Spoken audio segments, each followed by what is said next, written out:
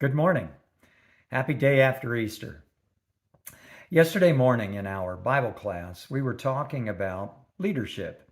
We were actually discussing David and Saul and contrasting their leadership styles, the character of David versus the flaws in the character of Saul.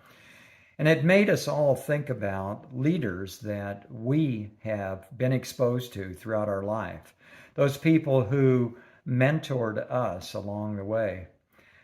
For myself, I think about a band director I had in high school, a man who taught me about being passionate about what you do, setting high standards, and never accepting less than the best.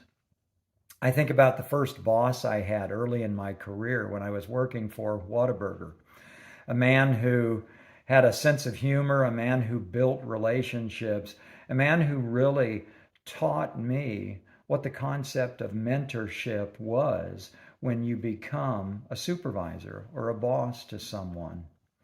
I think about an elder that we had early in our lives when we were young in our marriage, young as parents, a man by the name of Chuck Yarborough, who uh, made an effort to take me to lunch, to mentor me. He was a guy who was in business. He was a guy who had already raised his family, and he was willing to share his life experience with me. And it was tremendously helpful as we were navigating those early years.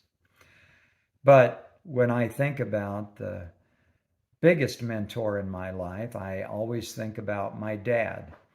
This week, tomorrow, is actually the anniversary, the first anniversary of his death. So I've been thinking about him a lot in the recent days. My dad was a tremendous mentor.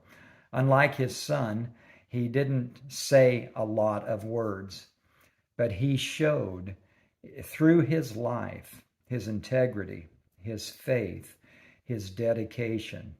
He was a man who, after he retired, assisted in planting two churches and living every single day the words of taking care of the widows and the orphans in their distress, serving God faithfully until his body just gave out.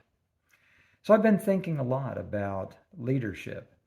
The Bible talks a lot about leadership. In Proverbs 1, verse 5, it says, "Let the wise hear and increase in learning, and the one who understands obtain guidance." We're to be people who look to leaders and get their guidance. But Hebrews 13:7 says, "Remember your leaders, those who spoke to you by the word of God. Consider the outcome of their way of life. Imitate their faith." It's not just enough for us to be the recipient of good leadership. We're to be people who imitate that leadership in our life. Psalm 145, verse 4 says even more about this. "One generation shall commend your works to another and shall declare your mighty acts." So this week, I want you to think about not only those people who have been leaders in your life, who have influenced you, who have helped to frame your way of life and your approach, but I want you to think about the responsibility that puts on you. Who is it that you are leading? Who is it that you are mentoring? Who is it that you are leaving an impression on? Jesus said in Matthew chapter 5, "In the same way, let your light shine before others, so that they may see your good works and give glory to your Father in heaven." It may be your children, it may be your grandchildren, it may be people in your workplace, it may be your neighbors, it may be people you haven't even met yet.